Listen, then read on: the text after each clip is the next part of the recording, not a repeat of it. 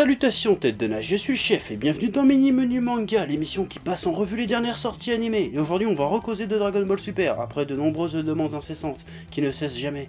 Ouais. Sauf que là on va causer de l'épisode 2, et je préviens tout de suite, que ça soit clair, je vais pas reparler de Dragon Ball Super avant un moment après cette vidéo. Même si je sais pertinemment que ça ferait des vues de ouf et que ça me rendrait riche et rien branler, mais voilà, au bout d'un moment ça serait casse-couille. Ouais, parce qu'au final ça risque juste de me saouler de parler tout le temps de la même chose, alors en plus on est en été, et l'été on parle principalement des animés de l'été, donc j'ai plein d'autres trucs à traiter, je peux pas que me concentrer sur Dragon Ball, tu vois. Donc après cette vidéo, si je dois parler de Dragon Ball Super encore une fois, ça sera sûrement parce qu'il y a eu un épisode vachement marquant qu'il faut absolument le commenter, des trucs comme ça, soit parce qu'on sera arrivé à la fin d'un arc, genre à la fin de l'arc Battle of God, je referai sûrement, peut-être, je sais pas, une vidéo pour faire le bilan un peu de cette première partie de Dragon Ball Super.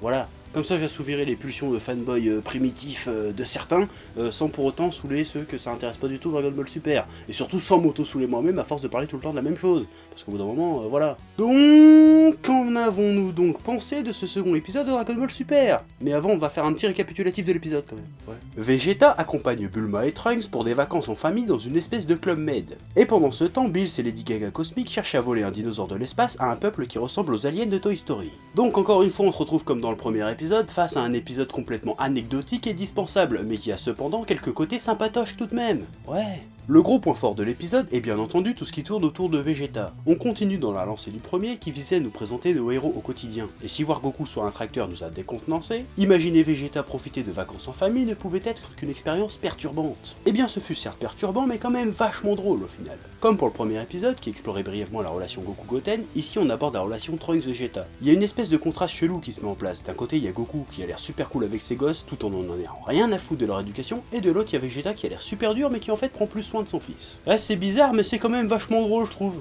Ouais. En plus je m'attendais à une vague de rageux sur le fait que Vegeta soit utilisé dans cet épisode plus comme un élément comique qu'autre chose, genre mettre le prince des Saiyans dans une situation indigne de sa personne, tu vois. Bah ouais, parce qu'on parle quand même du prince fier et sanguinaire des Saiyans, le peuple le plus guerrier de l'univers qui part en vacances familiales au Club Med.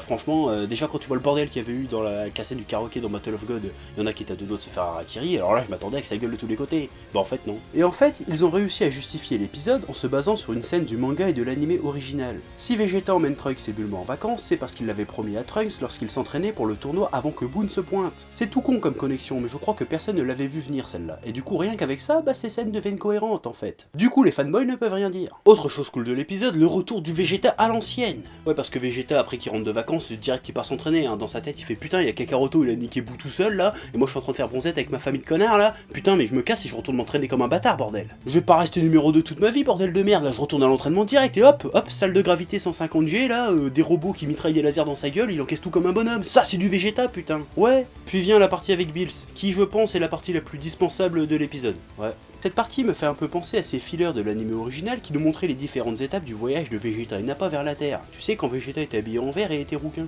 Ils s'arrêtaient tous les 2 ou 3 épisodes sur une planète pour la détruire. Au-delà de leur fonction de remplissage, ces fillers étaient là pour faire monter la sauce. Nous montrer que oh là là, les Saiyans sont en route, ils sont méga balèzes et méga méchants et méga dangereux. Et là, avec Bills et Lady Gaga Cosmic, c'est pareil. Ils vont de planète en planète pour les détruire, sauf que là... Je sais pas, ça prend pas, il me fout pas les jetons à moi le Bills. Le gros Boo était 10 fois plus effrayant. Ouais, le gros bibin d'homme rose qui rit comme un triso était plus effrayant que le dieu de la destruction. Boo il a ce côté gamin attardé qui sait pas ce qu'il fait. Le gars il rasait des villes pour s'amuser sans se rendre compte que c'était pas bien ce qu'il faisait. Le gars peut piquer une crise à n'importe quel moment et raser la planète. Boo c'est une bombe à retardement, c'est ça qui le rend flippant. Mais Bills, à bien y regarder, c'est juste un connard blasé en fait. T'as l'impression que le gars détruit des planètes simplement parce qu'il le peut en fait. À la limite si encore il nous montrait ses destructions de manière plus grave, plus dramatique. Si on s'attardait plus, qu'on nous montrait plus un peu les conséquences, le mal qu'il provoque, tu vois, on pourrait éventuellement le percevoir comme une menace, mais là non.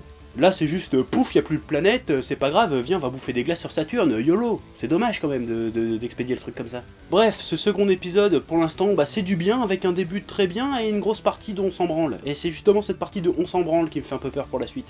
J'espère juste qu'ils vont pas se faire chier à les emmener dans un autre univers juste pour une connerie du genre nous ramener des biscuits extraterrestres à Bills, une connerie comme ça, un truc complètement niais, tu vois. Y en a marre. Maintenant on veut des vrais enjeux, on veut de la vraie baston, on veut des vrais méchants, on veut du vrai DBZ. C'est ça qu'on veut, d'accord? Enfin voilà, j'espère que votre soif de fanboy sera calmée pendant quelques temps grâce à cette vidéo. Maintenant j'en reparle plus pendant au moins un mois, facile. Voilà, donc je me casse par là maintenant. Tiens, celui-là c'est cadeau aussi, tiens.